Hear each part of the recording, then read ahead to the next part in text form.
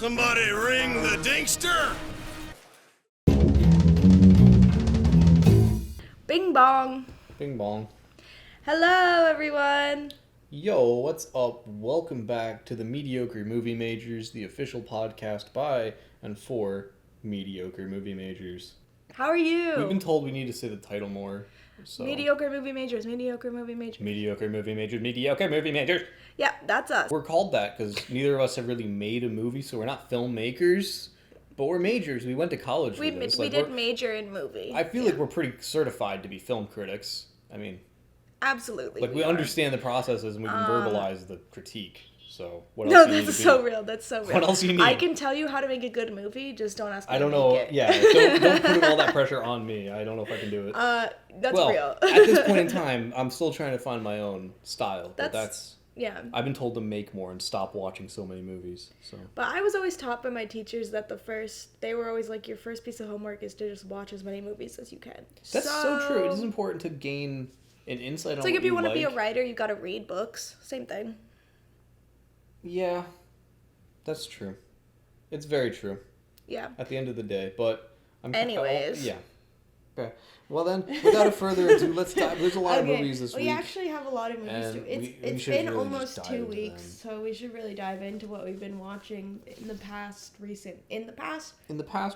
So the first movie that we watched is Grease. Now you might know this movie from Johnny Travolta. Johnny Travolta. Does he go by John or Johnny? Is he a Scientologist? I think that's what. Absolutely is. Really, for real? Yeah, really for real. Forever a Scientologist. Okay, so that's really sad.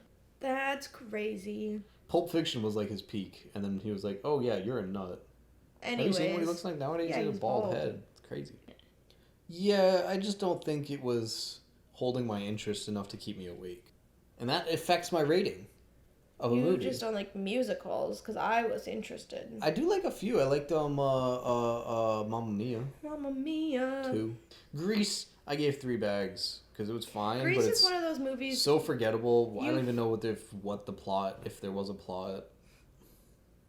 The plot is that the girl wants to be with the guy, and the guy is like mean to her because he's code switching. Yeah, but then they kind of switch roles, and she kind of becomes this bad girl, and he like. See, I don't think we got that far. That's what I'm saying. Yeah, 3 bags. Grease is one of those movies that I feel like you've probably seen at some point in your lifetime, or at least seen some version of it, whether it be the movie or the musical. But it's not really one that I am always a fan of sitting down and watching all the way through, because it just, to me, the movie's fun. Everyone in it is great. The acting's great. There's a couple things that don't necessarily hold up, but it's a fun time. It's not my personal go-to musical pick, but I'm sure it's somebody. So I also gave it 3 bags. Next up, we got The Intern. This the classic movie starring the 2015 Robert De Niro flick starring Anne Hathaway. Anne Hathaway. It's certainly. Bet you never thought they would be in a movie together. Okay. And I know what you're thinking. Oh, Anne Hathaway's the intern? No, psych. Robert De Niro is her intern. Yeah, she's. it's fun because it's about like an old person trying to learn the tech world, and it's sort of the film is like about an old dog, new tricks and stuff. This movie's definitely pro. Like, it's very very like you're old never gender too roles. old to try new things. And it's also very like kids these days are dumb. Yeah, I think the most surprising thing about this movie to me personally was that it was very anti-girl boss. Very. For a movie that's set, like, the setup of the movie, when you kind of start to get into it, is that Anne Hathaway is running this company by herself, a company that she founded and is, like, working. And she's, like, a quirky CEO. She, does, like, days as customer review support. Like. And you kind of think, oh, that's so cool. It's, like, fun to see a woman have it all. The movie is really pushing the message down that she cannot have it all. The movie is like her plot is that her husband and her are like having problems because she's spending all her time at work and he's taking care of their kid. And she kind of is put in the position of, hey, you have to choose between your job and your family, which is, I think, a position that a lot of women find themselves in, but I think at the end of the day, this movie doesn't really touch on it in a way that's nuanced or feels productive in any way. Yeah, I'm not a woman, so I can't contribute to this conversation. Yeah, it's a little bit weird too that at the end of the movie they kind of label it as like, okay, she's still gonna run her company and have her husband. Even though her husband like cheats on her. Is a cheater, like a serial cheater. So even though she does technically have it all, she's not even really getting it all because she's not in a fully happy, committed relationship. Meanwhile, you might be thinking, I clicked on this movie because I saw Robert De Niro on the poster. What's his plot? His plot is his wife died. He doesn't really have anything to do. And so he's just basically looking to work as a way of, like, doing stuff, meeting people, getting out of the house. And it's fun because he falls in love with, like, an older person who also works at the office. Not Anne Hathaway. Yeah, don't worry, guys. I always feel like I avoided watching this movie because I was afraid that there was some kind of... Just, like, when you look at the poster, you just kind of He's in blue, she's in red. They're both walking towards the posters. There's something that's going to happen between them. And even there's some parts of this movie where you're like... They're in bed together. Is there a little tension here? But this movie makes it very clear that, like, he works for her. He's like her dad. He's more of a father figure. And honestly, this is probably the most wholesome Robert De Niro film. I'm quickly racking my brain. I know. You're thinking about... We need to just go to the Robert De Niro page, I think. This is the most wholesome Robert De Niro movie? You think this is more wholesome than The Joker, Taxi Driver, Goodfellas, No, go to all The Godfather, The Irishman, Heat, Raging Bull, Casino, Meet the King Faulkners, of Comedy. Yeah, this is... Honestly, he's like a lot more docile in this film because he's so much older. So this is like the first time that I've looked at Robert De Niro and been like, oh my god, he's kind of a cute old man. Yeah, like I feel like even in his older age, he still has that sort of like gruff to him. Maybe I'm just like associating him with a lot of his other characters, but to be honest, he was just kind of cute in this movie. It was a little bit sillier for him, and I thought that was fun. Yeah, I like seeing him do the silly Robert De Niro. There's a couple more serious moments, but, like, it was fun. I think at the end of the day, this is obviously a movie written by an old person. It's very pro... It's very, like, those internet companies making all the money. It's pro, like, It's I don't know, like, standard, like, he comes to work, and, like, he has his pocket square, and he, like, lays out his briefcase, and it's very much, like, that kind of, like... Traditional, role. Yeah. And again, even though the movie tries to like make Anne Hathaway seem like this cool CEO, it's also pushing the idea that like she can't really do it. Yeah. And the plot, like the grand plot as a whole, is really just Robert De Niro and Anne Hathaway, and it's not so much their role together, it's just them working through this job, which is pretty interesting. It is, but the pace is just kind of like... The pacing is crazy. What happens? So that's fun. 2.5 bags. It's like over 2 hours. Well, 2.5 bags. Over 2 hours. I also gave it 2.5 bags. It's just kind of forgettable. It wasn't as memorable as like honestly I wished it would be, but it was like fine and cute and like only moderately offensive. Yeah. Not outwardly offensive to anyone, just if you're a woman who wants to have it all, you might think, damn, I can't have it all, because this is what they think all of it is. Yeah.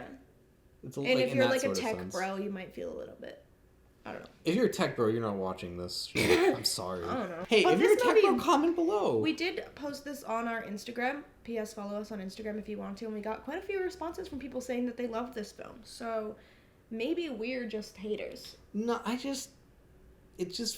liked how it felt actually in New York, but it's a New York movie. It was like a very It was a very 2014 New York, not like actually New York. Core. It's so like this internet company has just gentrified and put all these people out of this apartment building and turned it into an office. No, he says it's the factory that he used to work in that's now turned into like this open space. I know.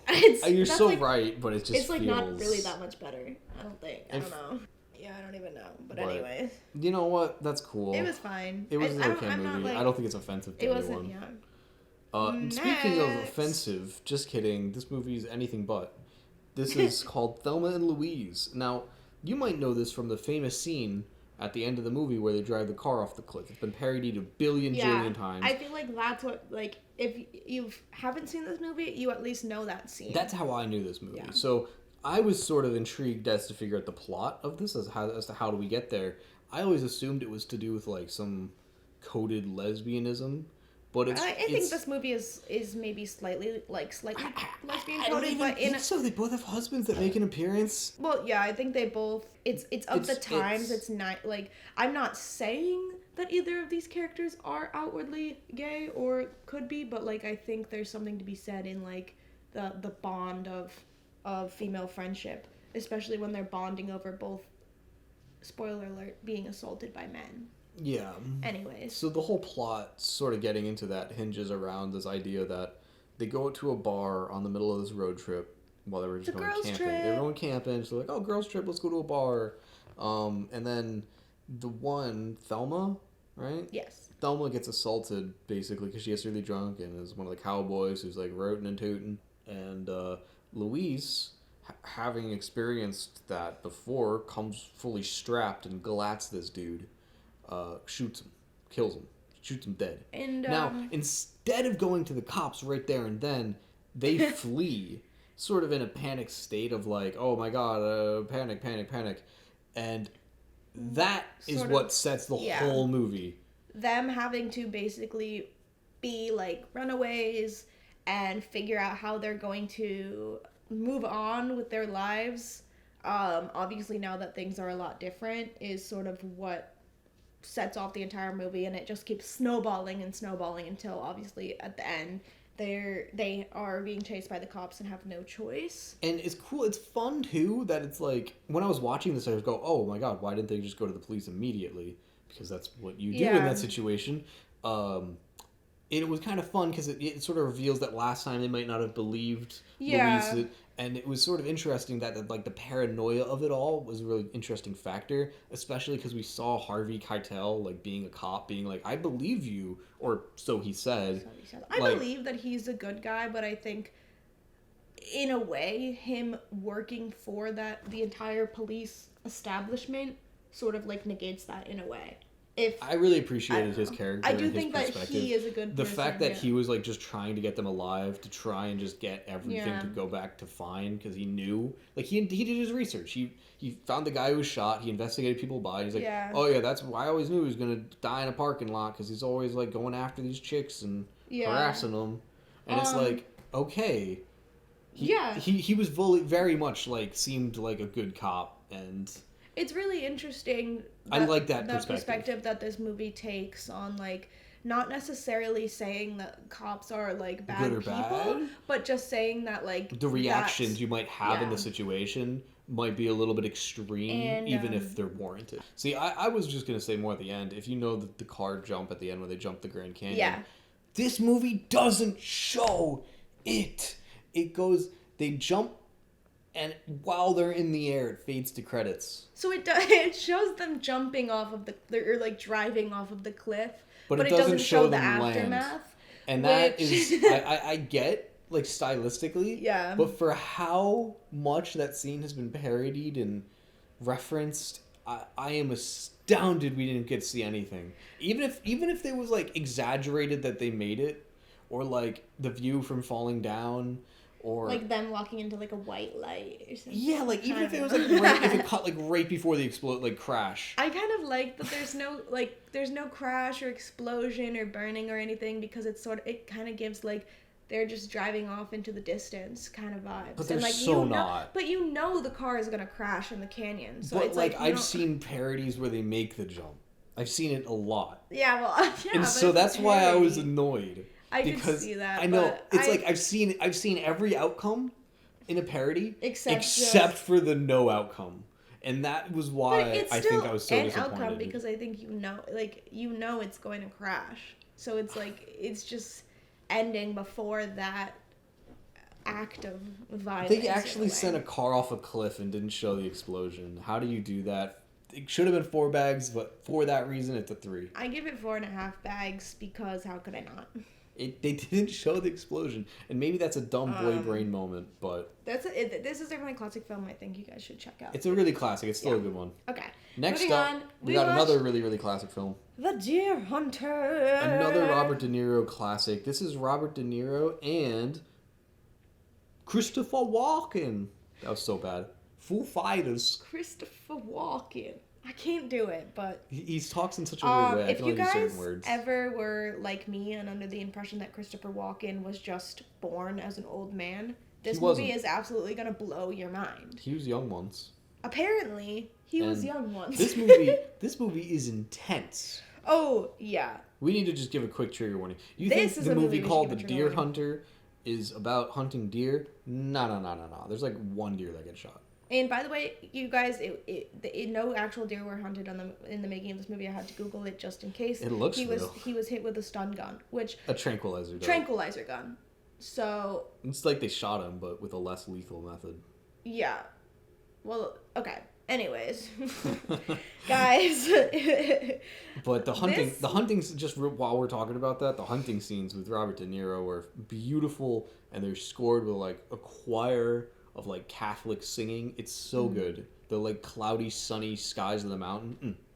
But yeah. Anyway, that's not most of the film. That's just like the first act. This movie is sort of broken up into like 3 parts. Yeah, three distinct moments in time. The before the war, because surprise, it's about Vietnam War. The main group of guys, they all ship out to the Vietnam together, and they end up serving together somehow, and they all get captured together. And so when they're captured, they're held in this really brutal prison system where they get to play Russian roulette with each other, which if you don't know what that is, it's where you put a single bullet in a 6-round magnum, give it a spin, hold it up to your head, and pull the trigger. Basically 1 in 6 chance of dying. And, yeah, so you gamble away your life, really. Yeah. And it's for the captor's sake. Like, they're gonna kill you if you don't. So it's a really intense scene, and that sort of sets the whole mood for the rest of the movie, because then after that they sort of have trouble finding and reconnecting after the war. But the film mostly follows Robert De Niro as his efforts to... Yeah, he's kind of the main He's the character, main the throughway focus of this film. Yeah, he sort of leaves Christopher Walken somewhere in Vietnam. Like, he knows he got out, but he doesn't know where. Yeah, there's now that we're talking about this, I'm like, there's so many plots. There's a lot that happens. Yeah. Basically, the 2 main characters, Robert De Niro and Christopher Walken, they get separated after breaking out of this prison that they were in Vietnam. And surrounded by rat-infested water. Oh yeah, it was brutal. Like, if you didn't die from the Russian roulette, they threw you in the pit. Yeah. With Anyways. So yeah, Robert De Niro basically goes home after the war, while Christopher Walken stays in Saigon playing Russian roulette for money, and he's like good at it, which is crazy. You can't be good at it. But he is. You're just lucky. I guess that's There's true. no way you can I guess be it's not good at it. There's no but skill. Yeah, I guess that's right. He's lucky at it. He's so lucky, and he survives the whole time. And then Robert De Niro finds out he's still alive in there playing Russian roulette in Saigon, and so he goes back towards at the end of the war to get him, bring him back home, for all their friends. But he's so far gone, he forgets everything, doesn't even remember them. And then it's just the last second he remembers Robert De Niro, and that was the one time he was unlucky.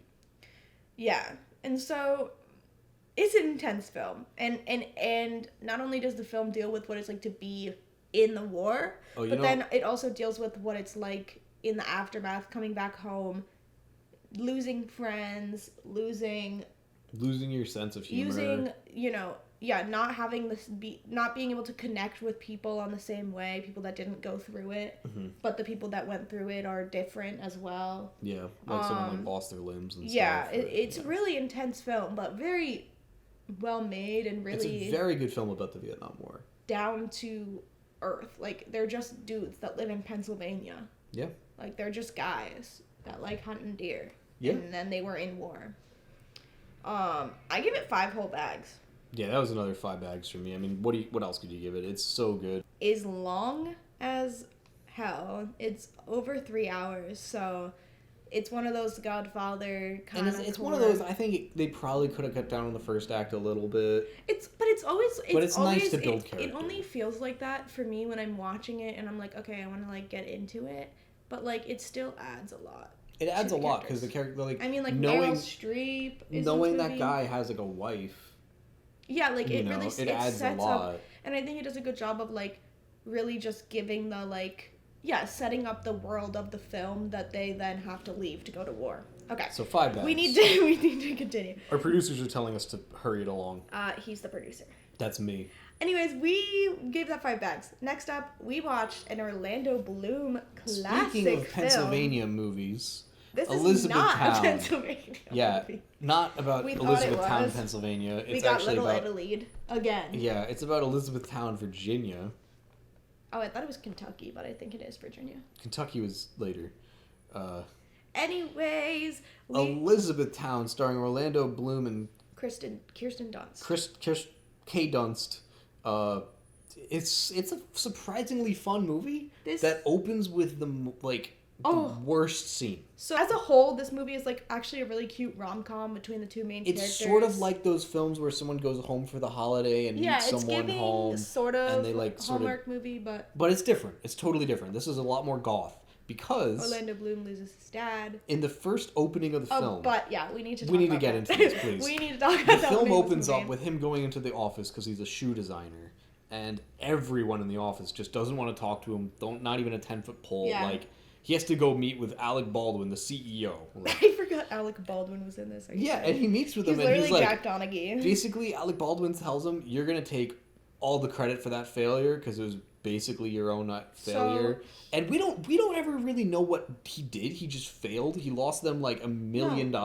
It's like Or $1 billion. $1 billion.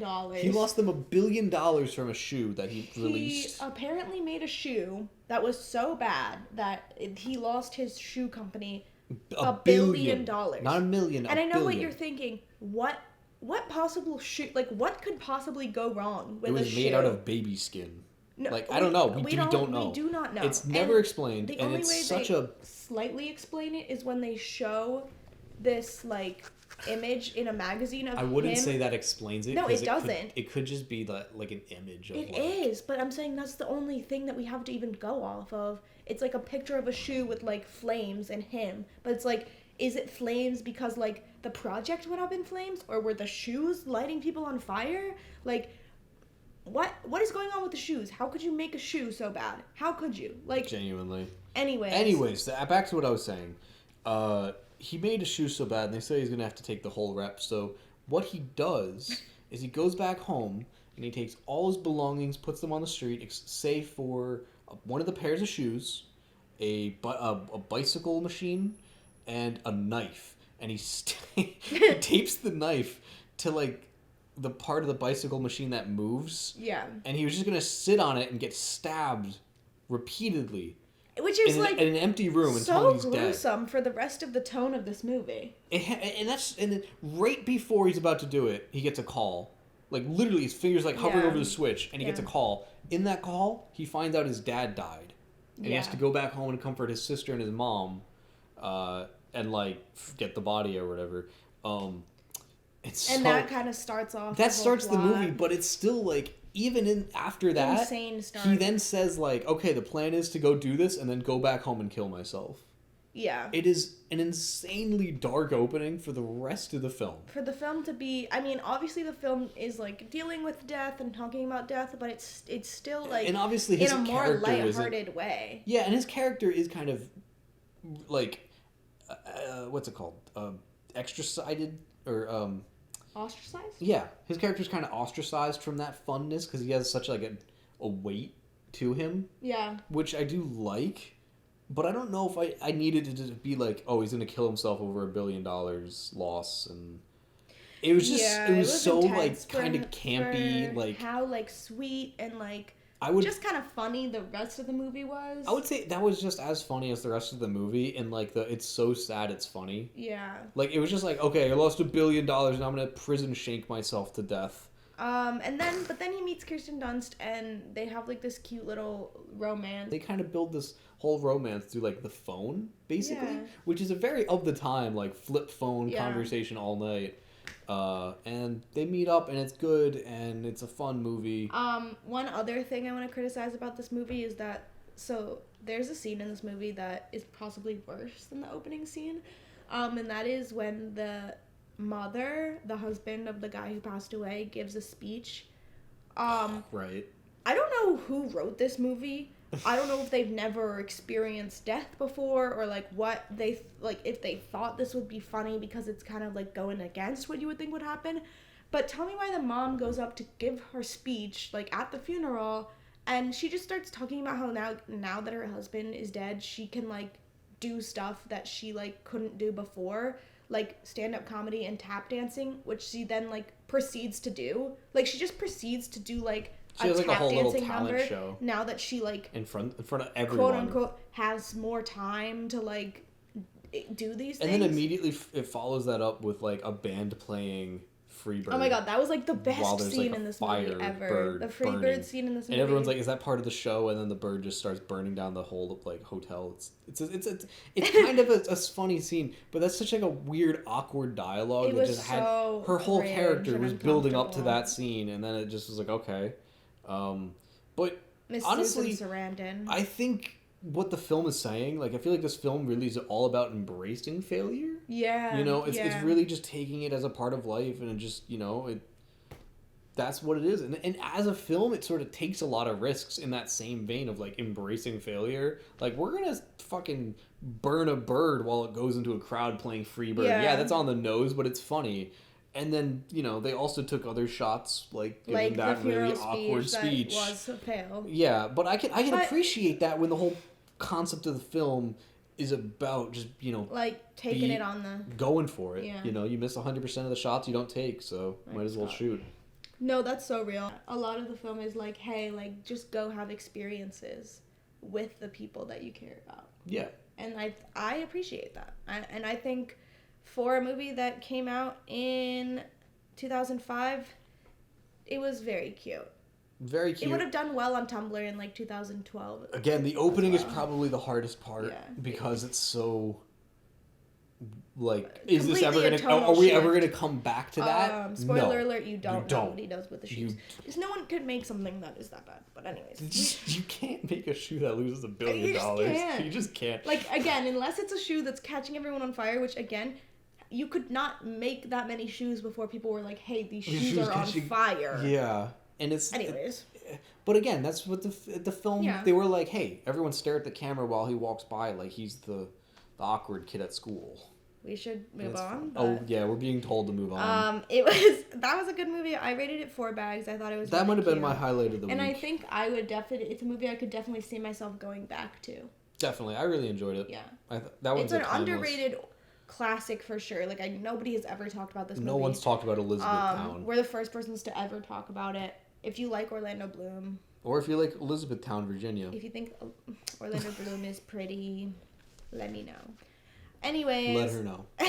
Comment down below if you think he's So, pretty. up next, we've got another Christopher Walken classic, 7 Psychopaths. Which, right now, this film, if you don't know what it's about, and you think, oh, it's like another Hateful Eight, no. It's just not. It's kind of like... It's just a completely different thing. It's like it's sort of like someone writing a movie about writing a movie. It's sort of like if someone was writing a movie, but it was also he was like the movie was happening around him, but like I don't really understand. It's so weird because the film. How does the film open even?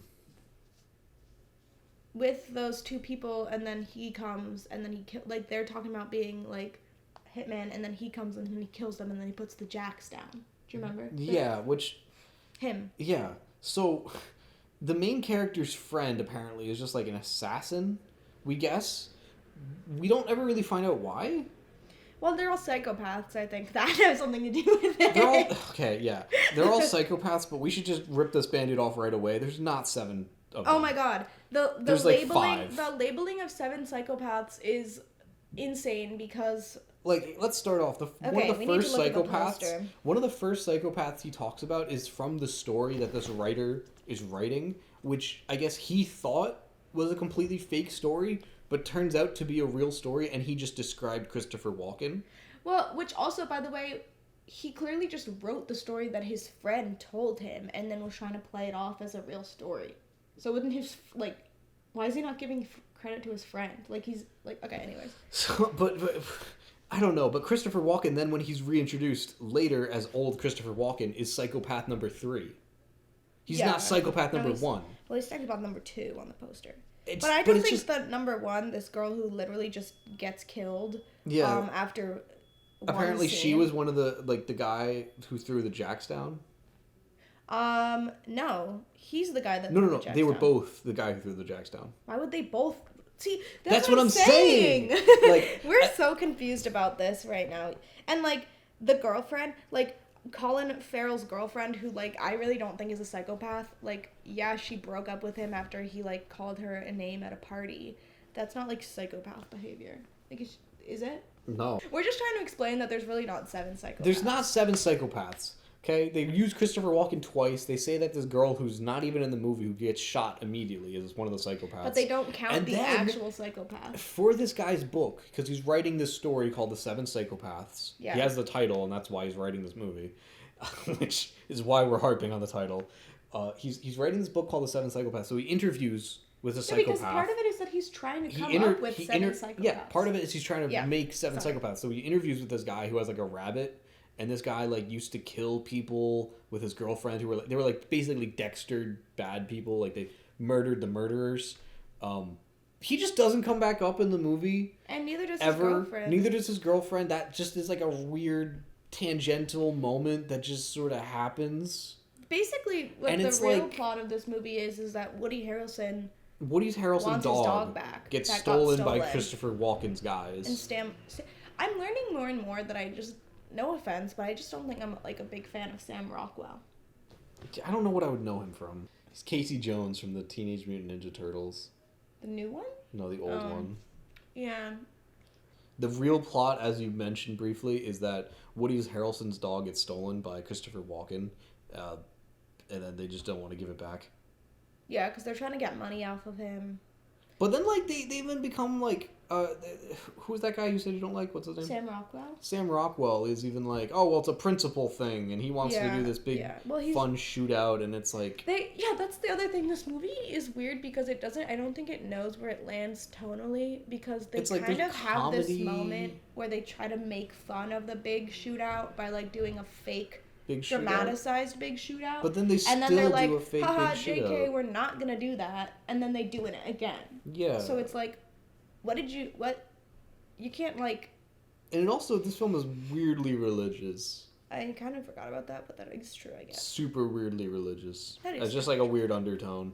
Anyways, what did I give that? You gave it 3.5, I think. I gave it 3. I gave it 3.5. What am I? You said, surprisingly meta, not sure how I feel about it, TBH. Christopher Walken is the best part of this movie, though, for sure. That's true. Absolutely, Christopher Walken... Put your hands up. No. I don't want to. I don't want to. That was good. That was good. These 2 mice fall into a vat of cream. They keep churning the butter. They kick so hard, they churn that cream into butter. That is so real. So I am slowly getting over. I'm like doing exposure therapy to Christopher Walken. I know, to be, I love like, it. Less afraid He's such like a weird guy, but he has done some creepy roles because he has a creepy. Kind of feel. He has like a dead glaze. Yeah, like what did he see? That's why he's perfect in this movie, though. Yeah. Speaking though of movies about somebody who's writing a book about what's going on in their lives. Oh, God. We watched Cheaper by the Dozen. Cheaper by the Dozen. I think this is the movie that is cementing my distaste for Steve Martin. I used to like him as a kid. I used to be like, oh, Pink Panther's funny because he can't say cheeseburger. I think we're realizing Pink Panther is just his best role. Like, I just don't think he can top that. I think that's where we're at right now. He's too innocent. He's too nice. I don't like... I think Steve Martin is really good at making jokes for kids. But then you get to an age when you just don't have kids and you're like, oh, I remember being funny. When am I supposed to laugh? This is a movie I've never seen, though. Cheaper by the Dozen. This I've always heard about. And it seems like one of those, like, as a kid, I probably really would have liked it. I would have been like, oh, man, that's like me. Ha, ha, ha, I'm like that kid. Yeah. But then, like kid hijinks happening as all an over adult, the place. it's like, okay, it's so stressful. How did this lady maintain 12 children for so long? The whole plot hinges that Steve Martin now all of a sudden has to take care of these kids. 12 kids. Cheaper by the Dozen, they have 12 kids. Which, by the way, they have 12 kids, but one of them is grown and doesn't live in their house, so it's really only 11 kids, but that's just... And the other one's like a senior in high school. Yeah, they have 2 kids that are like straight up basically in high school. Adults. So like they should also be pulling their weight, no offense. First of all, I would just simply not have 11 or 12 kids. This poor woman. But second of all, if I did... I don't know. I just wouldn't. I just wouldn't. And so I get that's part of the joke. But when that's like the joke that there's too many kids. The joke here is that they have 12 kids and she got a book deal, so she goes to New York, and he has to take care of them. Their lives kind of change because they have to move, and a lot of stuff is changing. And then in the middle of all that, the mom's like, "Hey, I have to go to New York for 2 weeks to promote my book. Cheaper by the dozen. You have to take care of these kids." Apparently, this is the first time that Steve Martin has ever pulled his weight in the family because hijinks immediately ensue. Like, he can't even make them like a meal. He doesn't know like their names. Like, I mean, if you had 12 kids, I think it might be hard to keep track of. But I don't know. Like, yeah, I think this would have been more of a fun. I think you're right. It would have been more of a fun watch as a kid because you would be more relating to the kids. But being like my parents don't understand. They work too hard. But as an adult, and you're just looking at this as like a story, you're like, God damn, that's like. Kids are annoying. Yeah, like, how do these people get married for so long? Like, what does the past, like, 18 years looked like? Pregnant. She's just no, but imagine Steve Martin trying to take care of the babies while she's pregnant. No, I don't even know. Like, I just don't that's what know. I'm saying. So, like, I almost, like, wish this movie was a little bit more, like, grounded in reality, but maybe that's just because I'm a cynical old fart. Yeah, I think it has that Disney kind of charm to it where, like, it's got like a fun like there's fun hijinks that wouldn't happen in like your real life, but like, you know, you got Steve Martin like swinging from the chandelier, and you got like, you know, them doing pranks and goofs and stuff like that. Meat underwear on Ashton Kutcher, just like funny stuff that like normally would not, like, obviously the parents would just like yell at you and ground you and probably, I don't know. You know what I mean? Like, Steve Martin just doesn't have that. Like, he seems like one of those parents who'd be like, "I'm doing a stern voice now," and then like a wink after. Yeah, like no. I wanted to see like, Stranger Things, David Arbor. Like, he would have been. Hopper would have had those kids in line. It would have been so much funnier. Like, the Sound of Music. It's like if Kindergarten Cop was just like a regular guy instead of Arnold Schwarzenegger. Yeah, I think the regular guyness of it all is like... It's too boring. He's supposed to be a football coach. Because it makes him also... It just kind of loops him into one of the kids, and I think that's supposed to be like the funny thing, is that they're all like trying to figure it out, but like someone has to be the adult here. Okay? And so that way, I gave it 2.5 bags. I gave it 2 bags. It was fine, but not I think not I would have had more fun watching it as a kid than I would for sure. Now. Absolutely. So, moving on. Speaking of things that I enjoyed more as a kid, Captain America. We're watching the Marvel movies officially. Catherine's never seen them. Yeah, so, we're gonna. She saw Iron Man and the Spider-Mans, but we're gonna do an official Marvel podcast eventually. There'll be an episode, but this is just to announce that it's coming up. Yeah, we officially started it. I'm more curious to hear. Who knows how long it's gonna take us? To be honest. Yeah, I will say, it's fun to rewatch this movie because it's like back when they made costumes and sets and real people were on. I don't know. There's a lot of CGI still, but like, you know what? It's fun. It's a fine movie. It's okay. You know, it's not the best. It's pretty forgettable, but like, I liked the first. This is always what happens to me with Marvel movies. Is I always like the first part better because then it gets into like the fighting part, and I'm like, okay. No, I totally agree. Guy. That's this movie to a T. Yeah, it's fun though. It's like what if Chris Evans was like really skinny and tiny, and then he like got bigger. Yeah, and fought Nazis. And like fought Nazis. Also, this was very confusing to me because I didn't know. I've never watched any of the. You just knew Winter Soldier. Which I'm confused. I mean, I guess I'm not going to spoil it. We'll get into it, but. I'm assuming it's frozen in the snow that he fell into. No, it's actually a little bit crazier than that. Okay. So. See, I don't know, guys. I don't know anything about Marvels, but it was kind of confusing for me at first to be watching this movie. I watched these all when they came out as a kid. You know, I was super into the Marvel, so. It holds up fine. Yeah, I think like Chris Evans is good in it. I like the bad guy, the Matrix bad guy in it. Oh, the Red Skull? Yeah. I thought he's always a classic bad guy. Really, the only thing I have of noteworthy to this was when we were watching this and Stan Lee came on, you pointed at the screen and in like super loud, 100% sincerity, you go, "That's Spike Lee!" Obviously not what I meant, but that's true. Yeah. I did so say that. I gave this 3.5. I gave it It's 3 fine. bags. I just the thing It's with fine. the Marvel movies is that like I You either haven't like them or you don't. I haven't been fully captivated by. That's not the one that's universe going to captivate you. I think Avengers probably will do I it. liked Spider-Man, but again, like just I. I think what you need is, I think you need a little Jeremy Renner in that soup. Jeremy Renner. Okay, Speaking next of one, I guess. Jeremy Renner, Jeremy Renner. he's not in this movie. He is but not He in- feels like he could have been.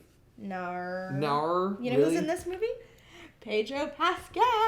Surprisingly, Kingsman 2: The Golden Circle. It's Hey, finally did you on guys know streaming. that edit, like the edit of So Pedro if you're- Pascal, if you're a fan is of this- from this movie? We just But- uploaded the video where we watched the first Kingsman. If you remember, the whole reason we watched that was to get to this movie because Elton John's in this, and I was slightly disappointed by how much he was he's in not it. in it. He's But I barely will in say, it. when he was in it, He's in I it. was feeling it. I was loving it. So He's so good for the parts that it's he's just in. he was so good. I wanted more. I think Yeah. that's what it was. No, I totally agree. I was really loving the Elton John parts. But the rest, let's talk about the rest of this movie because this is one of those movies that has like a plot that just is constantly shifting and doesn't This know movie what it wants has to do. about 30 million plots. Like it opens with this like the Kingsmen are going about their business and he has to go to a date with his girlfriend to meet her family.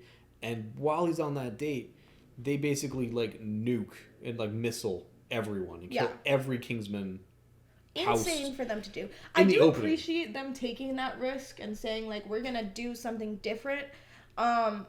Don't know like That was the why they needed to do that. best And one. Like the girl from the first one, Yeah. she survived. She's an agent. Oh no, she's dead now. Everyone's dead. Everyone's dead, And as except we know for- from the first movie, Colin Firth is dead. Yeah. And so it's just Everyone's what's his dead. name? Eggsy. Taron Egerton. Just Taron Egerton and the other guy, Merlin. Mark Strong. And they basically go to America because they find out their emergency contingency plan has them go to this distillery in Kentucky, and there they meet their sister organization, the American group, the Statesmen. I think was it called. Yeah, and because they're- which to be honest, who again? What in the Kingsman movie did they make them think? Let's put this in rural America. Well, I think, as I said last time, this feels like so Americanized. Like, I'm glad they're just embracing the fact that, yeah, we're American making a British movie. But did they need to do it like that? I don't know. And so Anyways, they we add get introduced to Channing Tatum, Pedro Jeff Pascal, Bridges, Jeff Bridges, and then Channing Tatum immediately gets sick and spends the rest of the movie in the med bay. Yeah. But then we also find out that Also, yeah, in that same breath, Colin Firth's still alive, as you can tell from the poster. Colin Firth is back with amnesia, so he doesn't remember who he is. He wants to be a butterfly guy. I'm crying that there was literally no context for that. He wants to study butterflies. That's really all it boils down to. Thanks. the way that they revived Colin Firth is one of those classic movie things where they're just like, yeah, you saw him literally get shot and die And in the last movie. It shows the scene from the last movie where Samuel Jackson shoots him in the head and they walk away. And then it just stays on that scene and they add a helicopter come in and Channing Tatum and save him. And Halle Berry come out and then have this magic headshot undo her and save him. But he lost his memories. So now he has amnesia and stuff and whatever. And so then he's kind of untrustworthy and he shoots Pedro Pascal. And then they do the head shotting part of Pedro Pascal. Yeah, well, we haven't even gotten to the main villain. We haven't even touched on the main villain. The main villain is probably one of the more interesting parts. Julianne Moore. Julianne Moore basically is a drug lord who misses America. So she's been living out in like Vietnam or whatever. And Cambodia, I think it was. And she misses America and just wants to go back home, but she can't because she's a drug lord. She basically is like selling all different kinds of weed, pills, drugs, all heroin. the drugs. Her whole thing is that she's like, all drugs should be legal, so I'm gonna kill everybody that uses drugs, but then I'm gonna send out the antidote to unkill everybody. Her whole plan is to like just secretly poison everyone, and it's like a really slow poison that's very like you're poisoned, your veins get blue. And then she basically makes a message to the UN where she's like, hey, everyone in the world is poisoned that does drugs. You can save them if you make them legal. Or you can just let everyone... Or you can just let everyone die. You can just let my whole clientele die. Which, that's exactly what the American president wants to do. This movie... We have a hard time deciphering whether or not this movie is pro or anti-drugs. Because on the one hand, it's like, it shows like, First of even all, like in the White House, some of the people that work on staff smoke, like do drugs. I want to say this movie and, lumps like, in the weed. princess smokes drugs. Yeah. Like, well, that's because this movie is lumping in weed with like crack. People. No, literally, because like I'm pretty sure like the princess was just like smoking a joint, but then she's like in the same boat as people that were like shooting up heroin, doing extremely hard drugs, and it's all in this movie just lumped together. So that's why to me it seems very much anti-drug, but like looking at it with the lens of, is this pro-drug, is a very interesting lens that it's going to be a hard argument, I won't lie, but it is, you could try. Well, because this movie is sort of like being like, if the president was just not so hard on drugs, yeah, if the they president could just have wasn't gotten an the asshole, anecdote, they would have all and then been everyone fine. would have been fine. But they didn't even take the like, we don't deal with terrorists type shit either. Yeah. They were just like, oh, he hates drug users, this is perfect. He just wants everyone who uses drugs to die. And so, which then that seems like a harsh. So that to me makes it feel like it might be anti-drug, because that seems harsh. And so then eventually they save the day. Yeah. This is your classic Kingsman movie. They've got Elton those John's like in it. extremely stabilized, everything's in focus shots because they know that you I don't love know that if I would one call scene. it super stabilized. It's more just like... What is it? It just looks... What it is basically it's a bunch of quick moving cameras, and I think they blend it with like 3D camera. Yes, something they about like it 3D looks... model it to like fill in those quick little gaps. So it just looks very fast, because in that church scene, I think that was one camera, and they just shot it with a high shutter. And they just didn't do that. From the first movie, yeah, the church scene from the movie is this movie tries to like remind you that you could be watching, but you're not. Yeah, and they try to do it the whole time. It happens a lot. It kind of gets fun. egregious. It's fun. I think this movie has a lot of fun action sequences. The Kingsman movies are good at that, but like... You had one more thing to say about the Minesweeper, by the way. Oh yeah, they introduce a minesweeper thing. Literally, to, like, they're look on the for... plane. They're on the plane right before they land to Yeah. go back to the bad guy facility. Yeah. They're like, "Oh, minesweepers!" They're using them, but then they immediately step on a mine. Yeah, they're like, "Here, use this to not step on a landmine," and then immediately he steps on a landmine. So, huh? Why even? But anyways, that's just like a picky little thing. In general, I think it was a fun movie. I think I would have preferred, like, I think I preferred the first one, but I like Elton John, and this one does do some fun things, so it's, you know. And the Pedro Pascal thirst traps are fun. Pedro Pascal's in this one, yeah. Okay, maybe you're right. Maybe this one is better. I gave it 3.5. I just love Taron Egerton. So, love me a Jack and Coke, bruv. How many bags? I love a Jack and Coke, bruv. How many bags? 3.5. Nice. What'd you give it? 3.5. Okay. So, do you want to give the background for the next movie? Yes. So, this is a film that is critically acclaimed. People love it. My aunt recommended it to my family that we should watch, and we did, because she said, you guys are going to love it. When you were younger.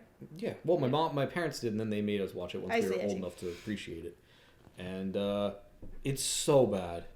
This is like your family's least favorite movie. This is my family's least favorite movie. This is the shittiest movie I've ever seen, and I was like, that is insane considering the movie we're going to talk about next. But anyways. No, I'm still holding by that. Guys, hold Ryder to that. This is honestly the shittiest movie I've ever seen.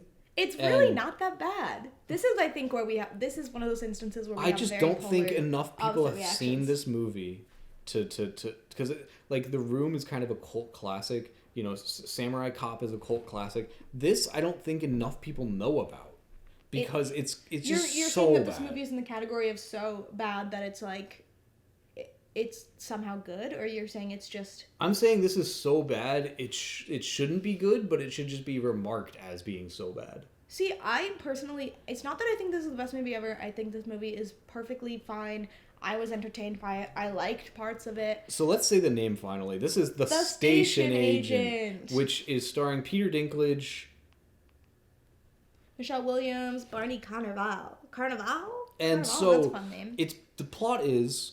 Peter Dinklage is short and works at a train station, and then the guy who's his boss dies, and so he left him a plot of land out in the middle of nowhere, New Jersey. So he goes out there, and it's like this old rundown train station, and he's just sort of living in this thing, and there's no one really in town except for the hot dog guy and this one neighbor who's like this lady, and it's about the three of them becoming friends, sort of like learning. Just dealing with all their things that are going on in going life. on in their lives. Peter Dinklage is all about trains, and so they kind of like, in a way, start to bond over like just having that like life of solitude. And that is the plot. That is the conclusion of the plot. It's a slice of a life movie, you guys. I'm okay with some slice of life movies. Like Florida Project still has characters with ambition. This film is about characters who are all depressed, losers who want to be alone. Well, yeah, I think part of the movie that makes it interesting is that these three main characters, all of them, don't want to be where they are physically, emotionally, and mentally, whatever, in their lives, but they have different reasons to be there, and so I think they're all coping with that. Can you guess how long this movie is? I don't know, an hour and a half? Hour and a half? How long is it? 88 minutes. Not even an hour and a half. It definitely felt This longer. is the longest 88 minutes I've ever spent in my life, because every shot is like super slow. Again, it's a nothing slow-paced happens. movie. It's a slow-paced movie. You're just kind of that nothing getting happens to live with these characters. Yeah, it's nice. And that's just, why would you make a movie about that? Why not? It's like not offending anyone. It's not offending anyone, but except it's just, maybe. Wouldn't you tell a story? If you tell a story, shouldn't that story be something worth telling? Well, the story that I think they're telling in this film is just like, you can be where you don't want to be in life and still find, like, other people are still gonna empathize with that and also not be in the place they want to be, and you guys can like come together in that way. That's the story, I think.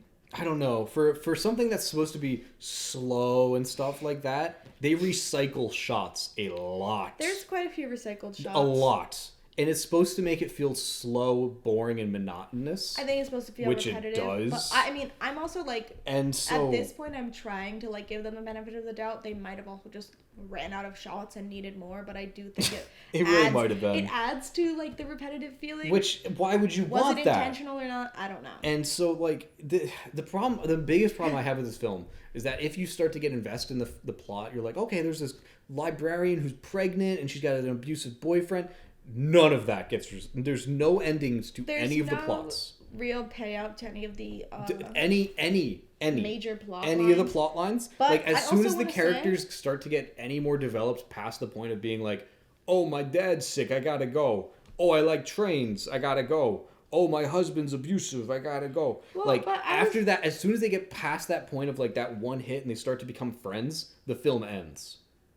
Yeah, but I that's true, actually. Like, the TLDR of this movie is it's like a book that you start in the middle of and finish in the middle of. It's just fundamentally... It's a slice fundamentally a bad idea for a movie, in my opinion. Even in The Room, Tommy Wiseau shoots himself. Like, there's still something that happens at the end of the movie. Like, this whole movie, the biggest thing that happens in this movie, can you tell me what happens? He gets pushed. He gets pushed into a truck. Not a moving truck, a stationary parked car. Yeah, well, because it's not a drama. It's a slice of life. If you looked at a couple weeks in somebody's life, it's not like something huge is gonna happen. I know, but it's... And you get the plot of like the girl's husband, her ex-husband, who... She had a baby that died, by the way, and then she's reading that baby, and then her husband is now having another baby with another woman. Like, that's plot. That's crazy. That's insane. That is crazy plot that resolved? we get. No, it doesn't get resolved, and we don't even see most of it because we just hear about it as this character is like it. You hear the character's like, "What's wrong?" And then he's like, well, this is what I say. He wouldn't go talk to the husband. Like, he's just doing his own thing. I know, but it's just like from a writer's perspective. Like, someone wrote this movie. I don't think it was the best movie ever, but I don't think it was bad. This movie got so many awards. It wasn't bad. This movie's supposed to be so good, but nothing happens. Every single plot line in this film is just something for a character to talk about so they have a motive off screen, because nothing happens on screen. It's so bad. I hate this movie with such a passion. And 1.5 bags, obviously. I think I gave it 3. You gave it 3, which is too much. Are you sure you don't want to give it less? No. I already moved it down because you were bullying me. Anyways, speaking of the fact that Ryder said this was the worst, this is the worst movie I've ever seen. I like bad movies that are so bad they're good. I don't consider those the worst. I consider them the best. I So could see how this movie, The Station Agent, could be, like, it doesn't have a lot that you could, like, if you're somebody who likes to watch a film like we do and kind of riff on it, goof and gag, there's not a lot to pull from. Like, it's not, like... There's some, though. It's not, like, horribly made or acted. Next, we watched Spy Kids 3D. Game Over. Now, this is a Robert Rodriguez film. He did Shark Boy and Lava Girl, Dusk Till Dawn, Spy Kids 1, Spy Kids 2, Sin Spy City. Kids 3, Spy Kids 4. If you know Robert Rodriguez, you know who he is. So, yeah, if you listen to the podcast, you know in a recent episode we just watched Spy Kids 4, which was a stinker. And I was kind of like, hey, you know what? I've never also seen the previous Spy Kids movies. I don't know why we're watching them in reverse, but this was my first time, I think, watching Spy Kids 3. And, what a film. This is obviously a film that was made to be experienced when you're a child going to the movie theater with your parents and putting on those 3D glasses. Yes. And honestly, any other way of viewing it just feels a little bit silly to me, but we still did it for the sake of reviewing cinema for you guys. It was fun. It's kind of like how the second Spy Kids was supposed to be Jurassic Park. This one's supposed to be like Matrix. Yeah, they go into a video game, which then that's pretty much where they are for the like. And by they, I mean Junie. Junie, yeah, this is a very Junie movie. This is a Junie heavy movie, which is very much set the groundwork for those Marvel movies where it's just the person in a green screen room, and that's it. Yeah, so it is insane to watch. If you like Shark Boy and Lava Girl, if you like specifically that feeling of just like super uncanny CGI, early 2000s specifically. Yeah, this one I think is a little bit better only because they're supposed to be inside of a video game, so any kind of like silly graphics that look off. I felt like they wrote that to fit it.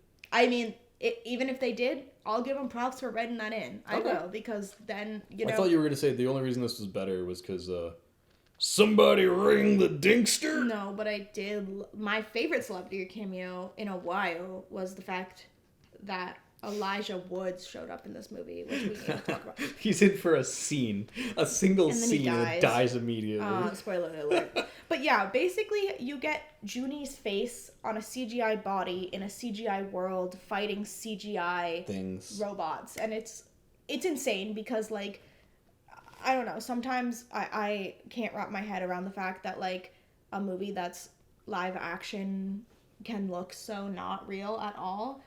But at the end of the day, it's Spy Kids. It's camp. We can't really, like, go too crazy on it. I will say this is obviously written by somebody who's trying to get kids to not watch or play video games. It's for kids, and yeah, I gave it 2 bags because the Dinkster. This is one of those movies I think if you... How many bags? Had a little drinks with your friends, it'd be fun. I gave it 1. And that is going to conclude it for this week. That covers all the movies the stuff we've been watching month. So I think if we were to officially label what was the best, what was the worst, I think unanimously the Deer Hunter. The Deer Hunter was the winner of the week. winner of the week, obviously. Stinker of the week. Stinker of the week has to be the Station Agent. No. Anything other is You're a hater. Slander. No. And to say... Wait, I want to say my Stinker of the week, which is Spy Kids 3D. Oh, wow. Spy Kids 3D isn't actually a good movie? No, it's really not. If you want to watch Spy Kids... Who would have guessed Spy Kids 3D isn't actually a good quality cinema experience? The first one. Yeah, we love you guys. Thank you for listening. Thanks for checking us out. And again, tune back next week for another episode. Tune back next week for another episode of the Mediocre Movie Majors. Peace. See you.